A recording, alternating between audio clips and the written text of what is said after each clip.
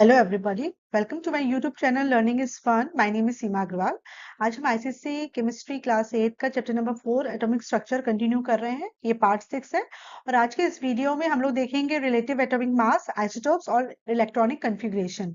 Electronic configuration से काफी questions आते हैं, इसको ड्रॉ करना आना चाहिए, ये लिखना आना चाहिए किस तरीके से इलेक्ट्रॉन्स डिस्ट्रीब्यूट रहते हैं एटम्स में। तो आज हम इसको स्टडी करने वाले हैं। ठीक है, तो let us start.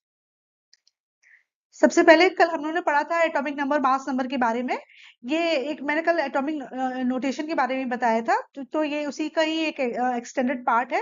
Symbolic representation of an element, किस तरीके से एलिमेंट को हम रिप्रेजेंट करते हैं।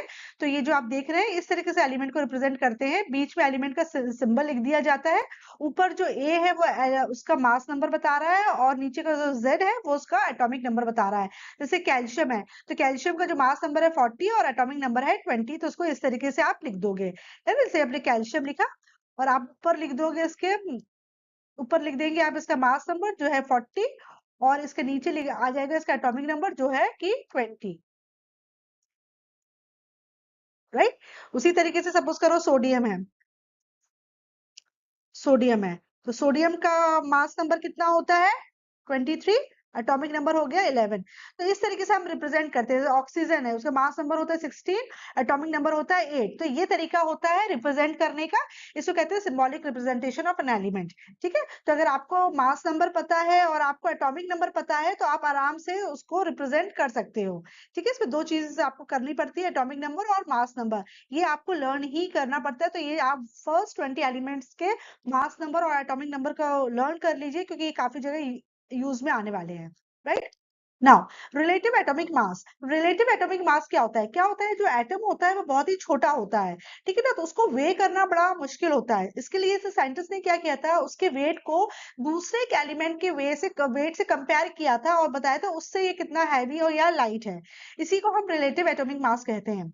Atoms are too small to be weighed, so scientists focused on finding out a standard atom and calculating the relative weight of atoms of other elements by comparing it with the mass of standard atom. तो एक standard atom के मास से दूसरे elements के atom के मास को compare किया जाता है। यही रिलेटिव एटॉमिक मास होता है।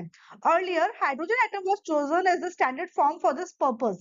पहले हाइड्रोजन का मास को स्टैंडर्ड मान के चला था और उससे हमने इसको कंपेयर किया था। लेकिन as time passed, the scale of the atomic weight based on hydrogen was abandoned, and the term atomic weight was also replaced by another term called the relative atomic mass of an element. आगे चल के जो हमने hydrogen के atom के wait को standard माना था उसको ड्रॉप कर दिया साइंटिस्ट ने, और जो एटॉमिक वेट टर्म है उसकी जगह इन्होंने relative atomic mass of an element बोलने लगे। ठीक है, क्या होता है, ये इसकी डेफिनेशन है, इसको अच्छे से लर्न कर लेना, पूछ लेते हैं। The relative atomic mass of an element is the number of times by which the average mass of one atom of an element is heavier than 1/12 of the mass of a carbon atom assigned atomic mass 12। ठीक है, तो relative atomic mass मतलब होता है, relative atomic mass का मतलब होता है कि average mass of an atom, average mass of an atom of an element divided by 1/12 of the mass of one atom of carbon। Carbon के वन एटम के मास से इसको कंपेयर किया है, उससे हम किसी का भी रिलेटिव एटॉमिक मास निकालते हैं कि किसी भी वन एटम ऑफ एलिमेंट का average mass 1/12 of the mass of one atom से कितने बराबर होगा। ठीक है, तो ये इसकी डेफिनेशन होती है, the relative atomic mass of an element is the number of times by which the average mass of one atom of an element is heavier than 1/12 of the mass of carbon atom। तो carbon atom से compare किया गया है, और हम जिस भी element का मास निकालना होता है, रिलेटिव एटॉमिक मास निकालना होता है, उसके एक एटम का हम एवरेज मास निकाल लेते हैं और देखते हैं कि ये कार्बन के 1/12 एटम के मास से कितना टाइम्स हैवियर है। ठीक है, क्योंकि ये रेशियो है इसलिए इसकी कोई यूनिट नहीं है, ये यूनिट लेस है बिकॉज इसकी ये रेशियो में आता है।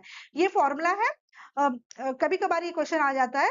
ठीक है, it is expressed in unified atomic mass unit as denoted by u. हम इसकी यूनिट क्या, यू लिखते हैं, एक्चुअली यूनिट तो नहीं है ये, लेकिन इसको हम रिप्रेजेंट करते हैं यू से। जैसे सपोज करो कि ऑक्सीजन का जो रिलेटिव एटॉमिक मास है वो है 16 यू, जो हाइड्रोजन का है 1 यू, तो हम 1 ऐसे यू पीछे लगा देते हैं। ठीक है ना, और ऑक्सीजन के केस में हमने लिख दिया 16 यू। हम उसी तरह सोडियम के केस में क्या लिखोगे, 23 यू। तो यू से हम रिप्रेजेंट करते हैं relative atomic mass. thirst for knowledge. The average mass of one atom of an element is used because elements may have atoms of different masses. Actually क्या यहाँ पे term average mass use किया गया, mass of one atom of an element ना लिख के क्या कहा गया है, average mass of one atom of an element. ऐसा इसलिए बोला गया है क्योंकि कुछ कुछ एलिमेंट्स होते हैं उनके जो मास होते हैं वो डिफरेंट होते हैं. This is because the number of neutrons in the nucleus may differ from atom to atom, क्योंकि atom to atom number of neutrons differ कर सकते हैं. तो इसी पे हमारा फिर नया कॉन्सेप्ट बेस्ड है जो कहलाता है आइसोटोप्स. ठीक है, कुछ एलिमेंट्स ऐसे होते हैं जिनके एटॉमिक मास में डिफरेंस होता है. एक एटम का मास कुछ और होता है, एक एटम का मास कुछ और होता है. अगर ऐसा होता है तो इसलिए जो उसको क्लियरिटी लाने के लिए यहाँ पे average mass of one atom निकाल बोला गया है, ना कि मास ऑफ वन एटम, क्योंकि मास वेरी कर रहा है ना. तो अब एक नया कॉन्सेप्ट आएगा जो कि रिलेटिव एटॉमिक मास पे ही बेस्ड है और ये है isotopes. Atoms of the same element having same atomic number but different mass number are known as isotopes. Isotopes वो एलिमेंट्स होते हैं जिनके एटम्स का एटॉमिक नंबर तो सेम होता है लेकिन मास नंबर डिफरेंट होता है. जैसे कि इसके केस में इन्होंने एग्जांपल दिया है नाइट्रोजन, और नाइट्रोजन के दो आइसोटोप्स होते हैं. नाइट्रोजन के दो आइसोटोप्स होते हैं. नाइट्रोजन दोनों का जो एटॉमिक नंबर होगा वो सेम होगा, 7 और 7 होगा, लेकिन एक का मास नंबर है 14 और एक का मास नंबर है 15. तो ये टू आइसोटोप्स कहलाएंगे आपके नाइट्रोजन के. तो आइसोटोप्स क्या होते हैं, आइसोटोप्स वो होते हैं जिनके एटॉमिक नंबर जो होते हैं वो तो सेम होते हैं लेकिन जो मास नंबर होता है वो डिफरेंट होता है. मतलब ऊपर जो वैल्यू लिखी जाती है मास नंबर, वो जो होता है वो डिफरेंट होता है, इसलिए इनको आइसोटोप्स कहते हैं. ठीक है, इसी तरीके से एक दूसरा एग्जाम्पल इन्होंने दिया आइसोटोप्स का, हाइड्रोजन. हाइड्रोजन के 3 आइसोटोप्स है, प्रोटियम, ड्यूटेरियम एंड ट्राइटियम.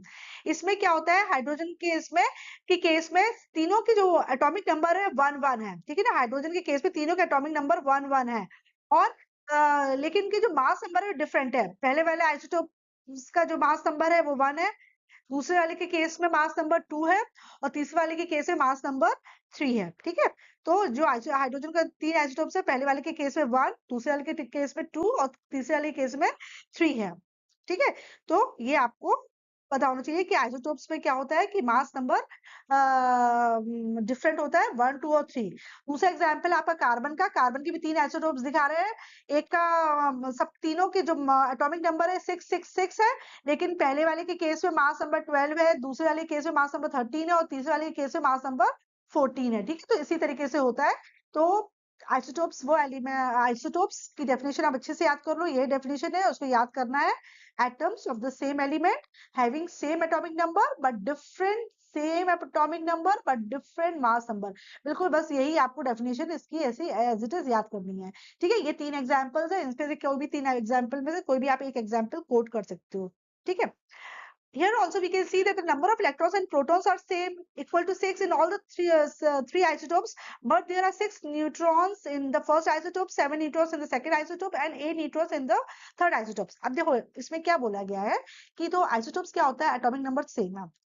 अगर एटॉमिक नंबर सेम है तो सबके केस में जो तुम्हारा नंबर ऑफ प्रोटॉन्स होंगे और नंबर ऑफ इलेक्ट्रॉन्स होंगे वो भी सेम ही आएंगे, क्योंकि ये वैल्यू तो बदल ही नहीं रही ना. जैसे आप कार्बन के केस में देख रहे हो कि जो एटॉमिक नंबर है 6 है, तो नंबर ऑफ प्रोटॉन्स भी 6 होगा और नंबर ऑफ इलेक्ट्रॉन्स भी 6 होगा, लेकिन मास नंबर डिफरेंट आ रहा है. मास नंबर एक के केस में 12 आ रहा है, तो न्यूट्रॉन कितने हो जाएंगे, mass number minus atomic number कितना 6, तो पहले के केस में 6 हो जाएंगे. अगर मास नंबर 13 है तो नंबर ऑफ न्यूट्रॉन्स कितने हो जाएंगे, 13 माइनस 6 यानी कि कितने हो जाएंगे 7. और अगर मास नंबर आपका 14 है तो नंबर ऑफ न्यूट्रॉन्स कितने हो जाएंगे 14 माइनस 6 यानी कि 8. तो आप देख रहे हो कि जो आइसोटोप्स होते हैं उसमें प्रोटॉन्स और इलेक्ट्रॉन्स की वैल्यू तो सेम रहती है क्योंकि उनका एटॉमिक नंबर सेम है, लेकिन मास नंबर डिफरेंट होने की वजह से उनके जो नंबर ऑफ न्यूट्रॉन्स है वो डिफरेंट हो जाते हैं. एक कार्बन के केस में एक का है 6, एक का है 7, एक का है 8.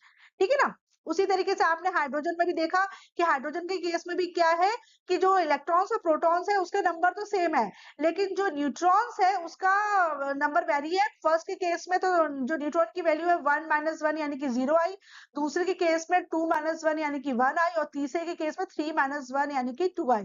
तो पहले वाला हाइड्रोजन में न्यूट्रॉन 0 है, दूसरे में 1 है और तीसरे में 2 है, जबकि प्रोटॉन्स और इलेक्ट्रॉन्स तीनों में आपके 1 ही है. तो आइसोटोप्स में ये होता है कि प्रोटॉन्स और इलेक्ट्रॉन्स की वैल्यू सेम रहती है, लेकिन न्यूट्रॉन्स की वैल्यू जो होती है वो बदल जाती है. ठीक है, properties of isotopes. The isotopes of an element have same atomic number, but thus the number of electrons are also same.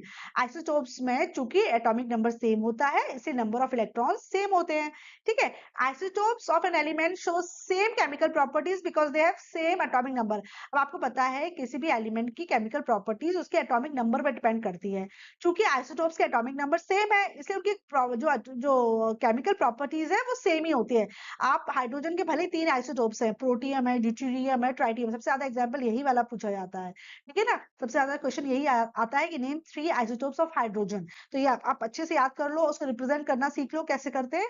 आपको सब में एटॉमिक नंबर 111 लिखना है, लेकिन मास नंबर एक के केस में 1 लिखना. पहले वाला 1 होगा, सेकंड वाला 2 होगा, थर्ड वाले में 3 होगा. ठीक है.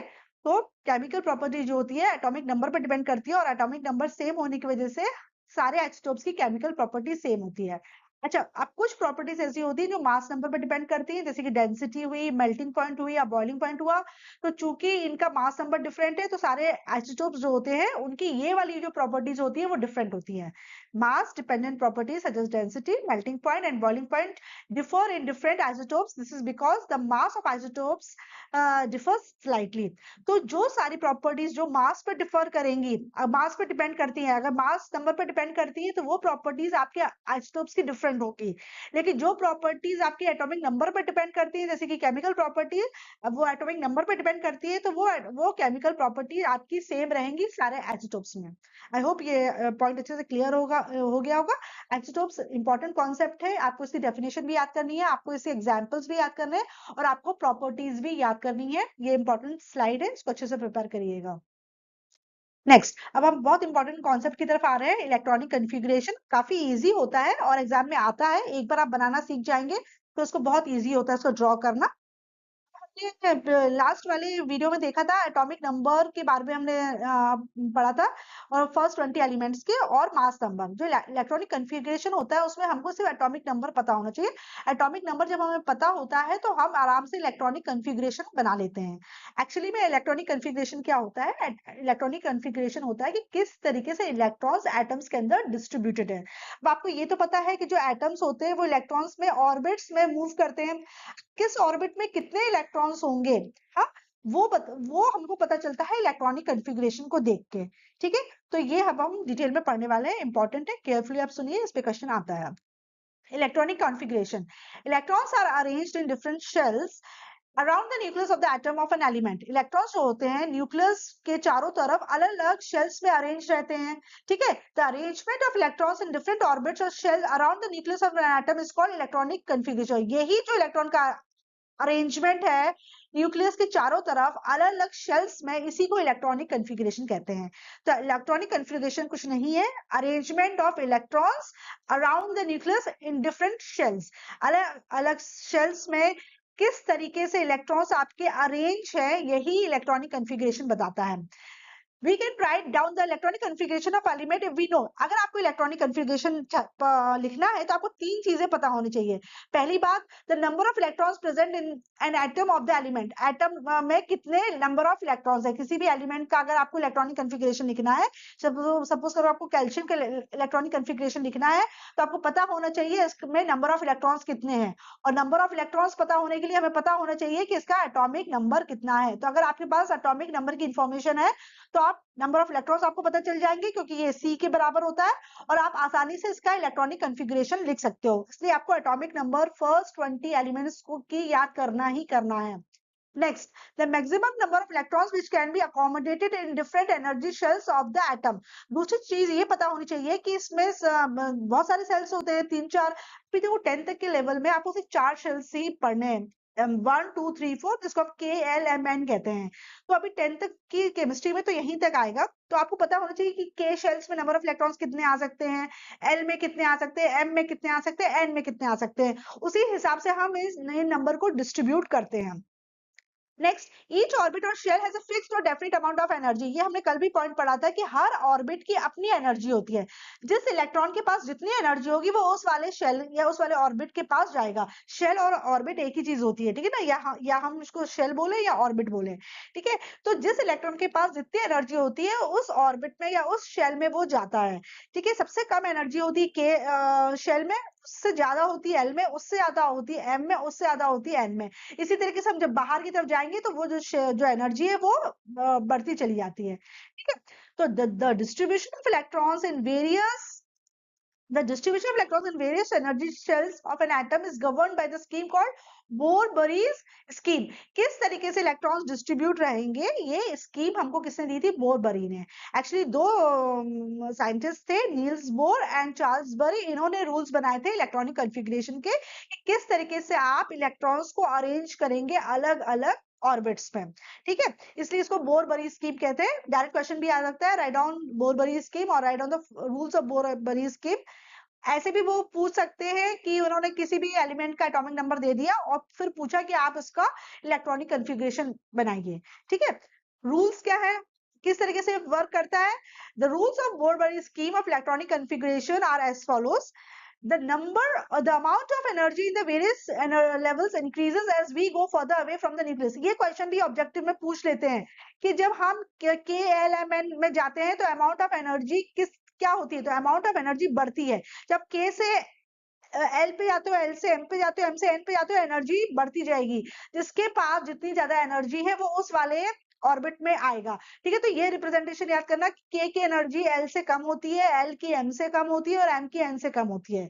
या आप ऐसे कर सकते हो कि इस केस में सबसे ज्यादा एनर्जी N के पास है, N ऑर्बिट में, और सबसे कम एनर्जी कौन सी उसमें होती है? K में। Next, the maximum possible number of electrons that can be present in any shell of an atom is determined by the formula 2n square.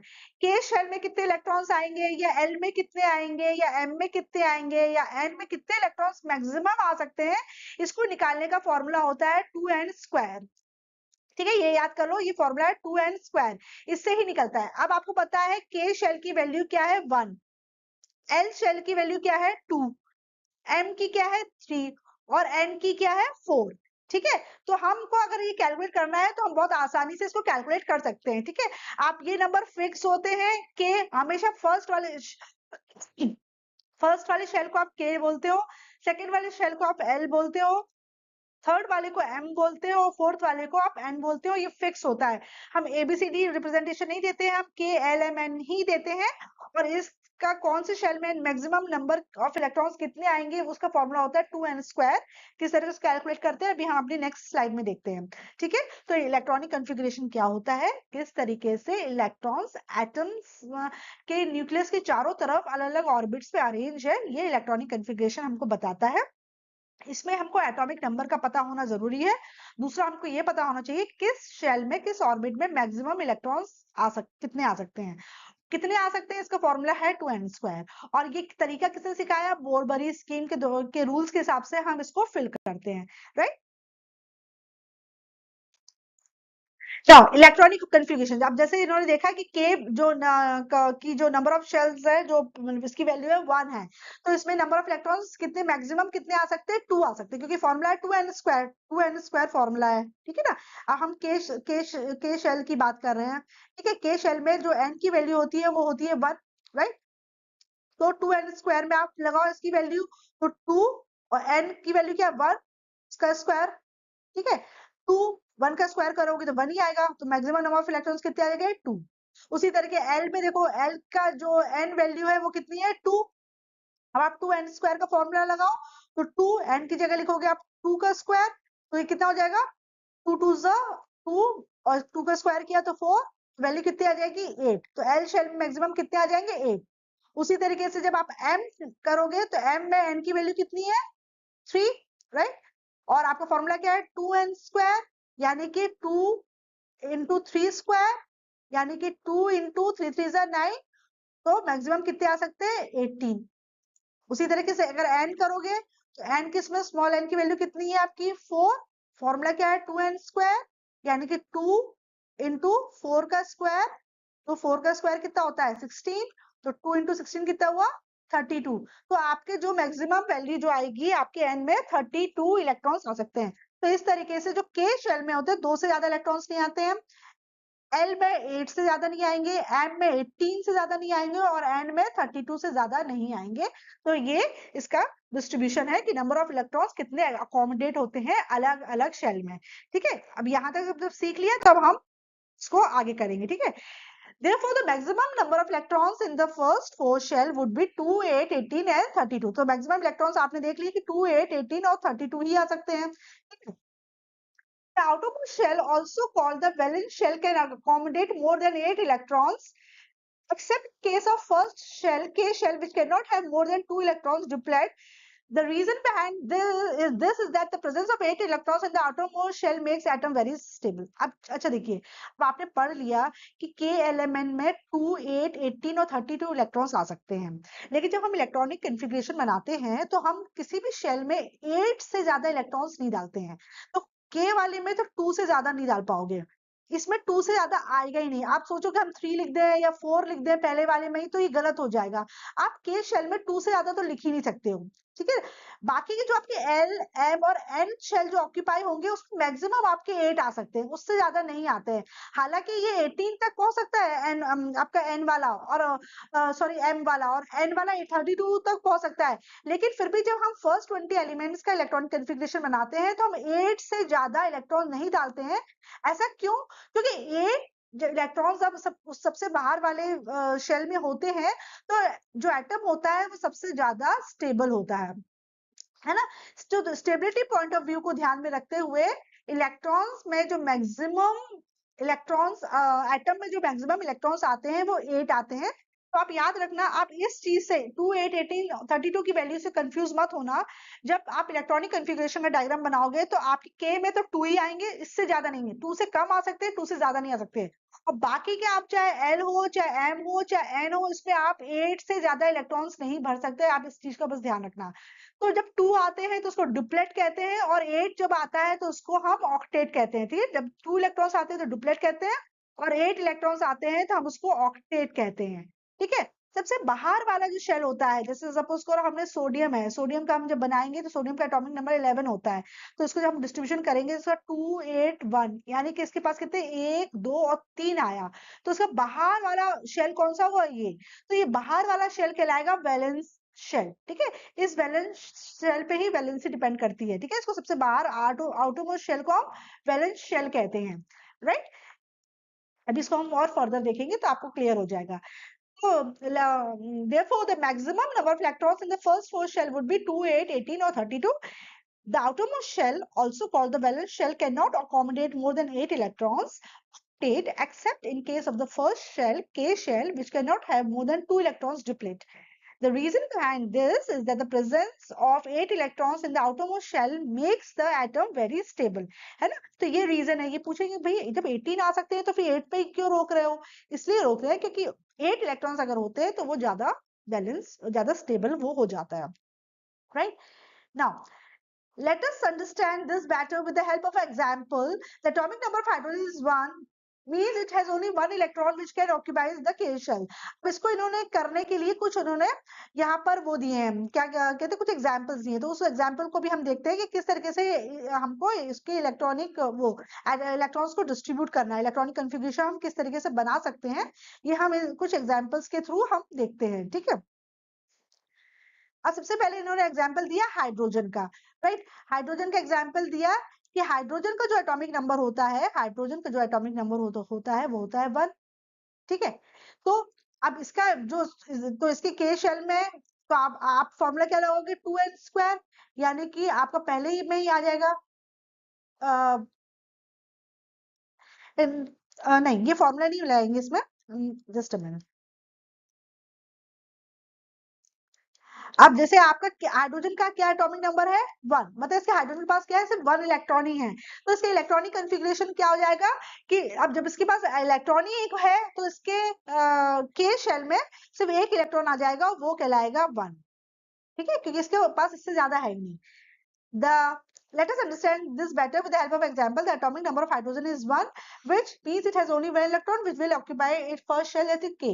तो हाइड्रोजन के पास एक ही इलेक्ट्रॉन है और वो कहाँ चला जाएगा? K शेल में चला जाएगा, और उसके पास 1 इलेक्ट्रॉन K शेल में आ जाएगा.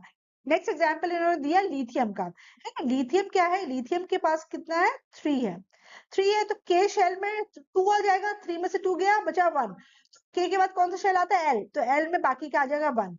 पूरा का पूरा तीनों इलेक्ट्रॉन आप यहाँ पे नहीं ले सकते हो. ठीक है, क्यों? क्योंकि के शेल में 2 से ज्यादा इलेक्ट्रॉन्स नहीं आ सकते हैं। तो लिथियम के केस में जब एटॉमिक नंबर 3 है, 3 में से 2 इलेक्ट्रॉन्स जो है वो के शेल में आ जाएंगे और एक जो बाकी का जो इलेक्ट्रॉन बचा वो एल शेल में चला जाएगा। ठीक है, आई होप समझ में आ रहा है। इसको अगर सिंपल टर्म में आप लिखोगे तो कैसे लिखोगे कि लिथियम का इलेक्ट्रॉनिक कन्फिग्रेशन क्या है? लिथियम का बस जैसे लिथियम का 3 होता था, 2 और 1 हो गया। पहले वाला के शेल बता रहा है और दूसरा वाला आपका एल शेल बता रहा है। उसी तरीके से इन्होंने फास्फोरस क्या दिया, ठीक है, फास्फोरस का एटॉमिक नंबर होता है 15, है ना? तो के में कितना आ जाएगा? 2, इससे ज्यादा आ नहीं सकता। एल में कितना हो जाएगा? 8, 2 और 8 10 हो गया। 15 में से 10 गया बचा 5, तो के एम में कितना आ जाएगा? बाकी के 5। ठीक है, तो ये से इलेक्ट्रॉनिक कन्फिग्रेशन हो जाएगा 285, 285। ओके, तो इस तरीके से हम लोग लिखते हैं। तो इलेक्ट्रॉनिक कन्फिग्रेशन के लिए हमको एटॉमिक नंबर का पता होना जरूरी है। हम के शेल में 2 से ज्यादा नहीं लिखेंगे। 2 से जैसे ही ज्यादा होगा वो हम दूसरे वाले शेल यानी कि एल में डाल देंगे। एल में फिर हम 8 से ज्यादा नहीं करेंगे। 8 से ज्यादा वैल्यू जैसे जैसे ही ज्यादा वैल्यू होगी तो वो हम एम में डाल देंगे। है, जैसे यहाँ पे हमने 2 डाल दिया था, तो 2 अगर 15 में से 2 गया तो बचा 13।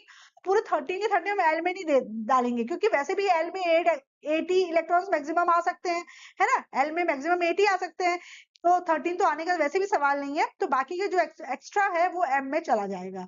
लेकिन एम भी जब आप लिखोगे तब भी आप 8 ही लिखोगे, उसमें भी 80 नहीं डालोगे, क्योंकि क्या होता है, जो एटम होता है वो सबसे ज्यादा स्टेबल तब होता है जब उसके आउटरमोस्ट ऑर्बिट में 8 इलेक्ट्रॉन्स होते हैं। तो स्टेबिलिटी को अटेंड करने के चक्कर में क्या होता है कि एटम सबसे आउटरमोस्ट ऑर्बिट में 8 इलेक्ट्रॉन्स ही दिखाते हैं।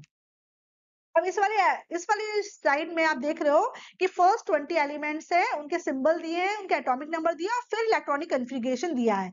इनमें से कोई भी बीच के वो 2-4 उठा देंगे और एग्जाम में पूछ लेंगे कि ऑक्सीजन का बनाओ या सल्फर का बनाओ या पोटेशियम का बनाओ। ये आपको बनाना आना चाहिए, ठीक है? 1-2 की प्रैक्टिस मैं कराती हूँ, फिर आप इसको करके देखना।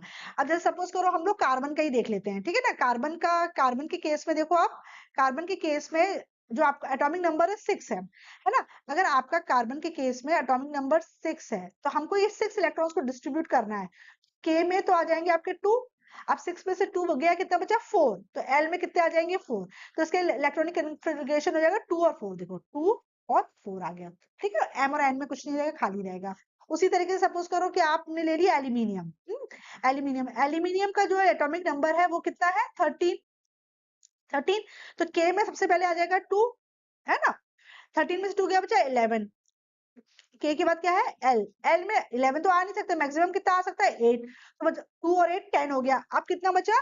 3 बचा। 2 और 8 10 हो गया और 13 टोटल है, तो आपके एम में कितना आ जाएगा?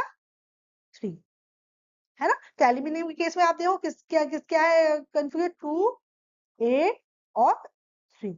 ठीक है, उसी इसी तरीके से इसको करते चले जाते हैं। अब जैसे आपने क्लोरीन का एग्जांपल देखो, क्लोरीन के केस में क्लोरीन का एटॉमिक नंबर होता है 17।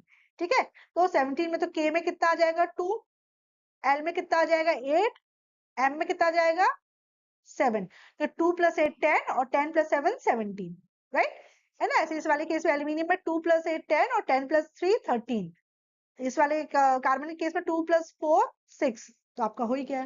ठीक है, तो इस तरीके से आपको इसको इलेक्ट्रॉनिक कन्फिग्रेशन बनाना सीखना है। ये किसी का भी ऐसे ऐसे मैंने रैंडम दे दिया ना कि right on the electronic configuration, वो पूछ लेंगे ऑक्सीजन का लिख दो, नाइट्रोजन का बनाओ, मैग्नीशियम का बनाओ, है ना? तो आप सबसे पहले देखना कि इसका एटॉमिक नंबर क्या है और फिर बनाना शुरू करना, तो आपको आ जाएगा। जिसका इसका 8 है तो पहले में 2 आ जाएंगे, बाकी का 6 आ जाएंगे, तो 2 और 6 हो गया।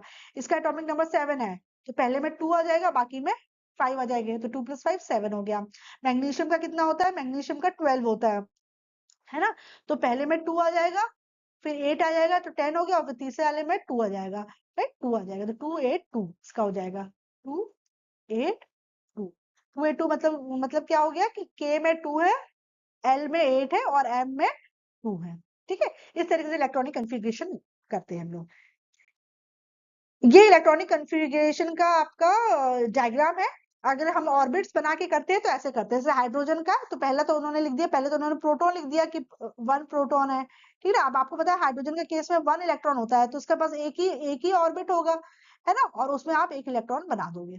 ठीक है, उसी तरीके से सपोज करिए ऑक्सीजन देखो, ऑक्सीजन में ऑक्सीजन के का क्या कितना है? 8 है। तो उसका इलेक्ट्रॉनिक कन्फिग्रेशन बना रहे हो तो क्या आ रहा है आपका 2 और 6 यानी कि 2 शेल्स आ रहे हैं K और L। तो आप पहले न्यूक्लियस बना दो, उसमें प्रोटॉन वैल्यू लिख दो और फिर आप यहाँ पे एक ऑर्बिट बनाओ और दूसरा ऑर्बिट बनाओ। ठीक है, पहले ऑर्बिट में कितने 2 इलेक्ट्रॉन्स है तो आपने 2 इलेक्ट्रॉन्स बना दिए इसमें। ठीक है, फिर दूसरे वाले में कितने हैं, दूसरे वाले में 6 है तो पहले वाले में आप 2 बना दो और फिर दूसरे वाले में कितने 6 है तो 6 बना दो, 1 2 3 4 5 6। ठीक है, इस तरीके से इन्होंने ये डायग्राम बनाया है। तो इस तरीके से वो किसी का भी बनाना चाहिए, तो आपको ये सारे उसके एलिमेंट्स के डायग्राम का प्रैक्टिस करना पड़ेगा। ये फर्स्ट 20 है, इनमें से कोई भी वो पूछ सकते हैं। फास्फोरस का उन्होंने पूछ लिया, तो आपको ऐसे भी लिखना आना चाहिए, KLMN के रूप में भी लिखना आना चाहिए। ठीक है, आपको ऐसे भी लिखना आना चाहिए 2 8 6 ऐसे भी लिखना आना चाहिए और ऐसा डायग्राम भी बनाना आना चाहिए ऑर्बिट्स वाला। तो ये दोनों तीनों के रूप में पूछे जा सकते हैं। तो इसकी प्रैक्टिस अगर आप करोगे तो आपको बहुत आसानी से समझ में आ जाएगा। आई होप ये यहाँ पर क्लियर हो गया होगा कि किस तरह से इलेक्ट्रॉनिक कन्फिग्रेशन आपको करना है। ठीक है, इसी को और इन्होंने और फर्दर एक और चार्ट दिया है, atomic structure of the first 20 elements. अब इसमें हम कुछ चीजें हम कल वाले वीडियो में पढ़ चुके हैं और कुछ चीजें ये। अच्छा, इलेक्ट्रॉनिक कन्फिग्रेशन की मदद से हमको ये पता चल जाता है कि किसी भी एलिमेंट की वैलेंसी क्या है। एक्चुअली जो वैलेंसी होती है वो डिपेंड करती है कि वैलेंस शेल में इलेक्ट्रॉन कितना है। और वैलेंस शेल क्या होता है, सबसे बाहर वाला शेल है ना, आउटर मोस्ट शेल को हम वैलेंस शेल कहते हैं। ठीक है, आउटर मोस्ट शेल में जितने भी इलेक्ट्रॉन्स प्रेजेंट रहेंगे उसके हिसाब से वैलेंसी डिसाइड होती है। ठीक है, जैसे सपोज करो हमने अगर नाइट्रोजन लिया, नाइट्रोजन का एटॉमिक नंबर होता है 7, तो ये अरेंज होंगे 2 शेल में 2 और 5। तो इसका आउटर मोस्ट शेल कौन सा हो जाएगा, ये वाला 5 वाला कहलाएगा आउटर मोस्ट शेल या वैलेंस शेल। तो इस 5 को देख के हमें पता चलेगा इसकी वैलेंसी क्या है। ठीक है, अभी आप सिर्फ इस चार्ट को देखो, हाइड्रोजन का सिंबल है H, एटॉमिक नंबर है 1, मास नंबर भी 1 है। तो नंबर ऑफ प्रोटॉन्स तो आपका एटॉमिक नंबर पे डिपेंड करता है, तो अगर एटॉमिक नंबर 1 है तो नंबर ऑफ प्रोटॉन्स भी 1 होगा, नंबर ऑफ इलेक्ट्रॉन्स भी 1 होगा। और अब नंबर ऑफ न्यूट्रॉन्स क्या हो जाएगा, mass number minus atomic number, तो 1 माइनस 1 कितना हो जाएगा 0। ठीक है, इसकी वैलेंसी क्या है 1। हीलियम क्या है, इसका एटॉमिक नंबर 2 है, तो नंबर ऑफ प्रोटॉन्स इलेक्ट्रॉन्स 2 2 हो जाएंगे। मास नंबर 4 है, तो न्यूट्रॉन क्या हो जाएगा 4 माइनस 2 यानी कि 2। इसकी वैलेंसी क्या हो जाएगी 0। अब वैलेंसी 1 0 1 2 3 4 कैसे आ रही है, ये कॉन्सेप्ट हम वैलेंसी वाले टॉपिक में पढ़ेंगे, जो कि मेरा नेक्स्ट वीडियो होगा। ठीक है, तो अभी के लिए तो आप इस चार्ट में ये देख लो कि एलिमेंट्स के सिंबल्स क्या है, इनका एटॉमिक नंबर क्या है, मास नंबर क्या है, फिर नंबर ऑफ प्रोटॉन्स कैसे निकालते हैं, इलेक्ट्रॉन्स कैसे निकालते हैं, ये मैंने बहुत अच्छे से डिटेल में आपको कल वाले वीडियो में बताया है, तो आप उसको देख सकते हो। और फिर न्यूट्रॉन्स की वैल्यू कैसे निकालते हैं और फिर वैलेंसी निकलती है। वैलेंसी 1 0 1 2 3 4 कैसे आती है, ये हम वैलेंसी वाले कॉन्सेप्ट में पढ़ेंगे। ठीक है, ये बाकी के 10 एलिमेंट्स का आपका पूरा डिटेल दिया गया है इलेक्ट्रॉनिक कॉन्फ़िगरेशन का, और ये बताया गया है कि किस तरीके से इन्होंने इलेक्ट्रॉन्स, प्रोटॉन्स और न्यूट्रॉन्स को